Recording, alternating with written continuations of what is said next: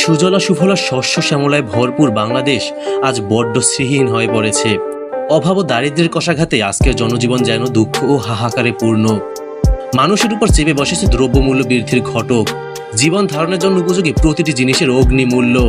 চাল, ডাল, মাছ, মাংস, তেল কিংবা তরিতরকারি, ফলমূল প্রতিটি দ্রব্যের মূল্য আগের তুলনায় কয়েক গুণ বৃদ্ধি পেয়েছে। ফলে সাধারণ মানুষ, বিশেষ করে খেটে খাওয়া মেহনতি মানুষের নাভিশ্বাস উঠেছে।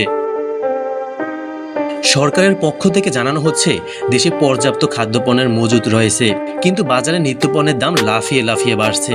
আর নিয়ন্ত্রণে রাখার দায়িত্বে থাকা বাণিজ্য মন্ত্রণালয়ের মনিটরিং সেলের তেমন কোনো তৎপরতা নেই।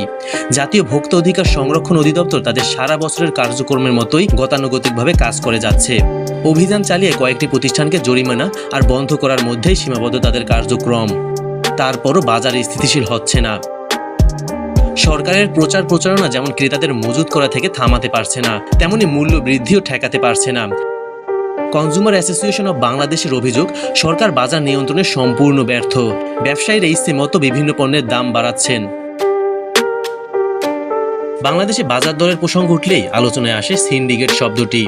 সিন্ডিকেট বলতে একাধিক ব্যক্তি বা প্রতিষ্ঠান মিলে কোনো সিদ্ধান্ত নেয়া বা নির্দিষ্ট স্বার্থ হাসিলকে বোঝানো হয়।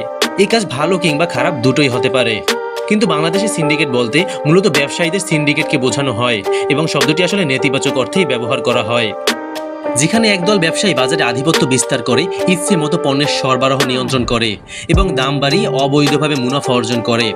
অভিযোগ আছে এরকম ব্যবসায়ীরা বাজারে অনেক সময় কৃত্রিম পণ্যের সংকট তৈরি করে, অর্থাৎ পণ্যের উৎপাদনে কোনো ঘাটতি না থাকা এবং সরবরাহ ব্যবস্থা স্বাভাবিক থাকার পরেও তারা পণ্য গুদামজাত করে এবং সংকটের কথা বলে বেশি দামে বিক্রি করে।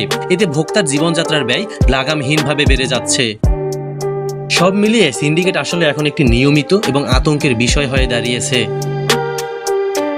স্বাধীন দেশে নিত্য প্রয়োজনীয় দ্রব্যমূল্যের এমন অবস্থা দরিদ্র ব্যক্তিদের পক্ষে বজ্রাঘাত তুল্য।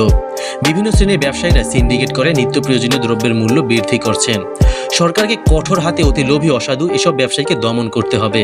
বাজারে নিত্য প্রয়োজনীয় জিনিসপত্রের মূল্য তালিকা টাঙানো এবং নির্ধারিত মূল্যে পণ্য বিক্রয় হচ্ছে কিনা সেটি নিয়মিত তদারকি করতে হবে। সরকার ও ব্যবসায়ীদের সদিচ্ছাই পারে এদেশের সাধারণ মানুষকে আরও একটি সুন্দরভাবে বেঁচে থাকার নিশ্চয়তা প্রদান করতে। Naushad Mahmud, dream sky media.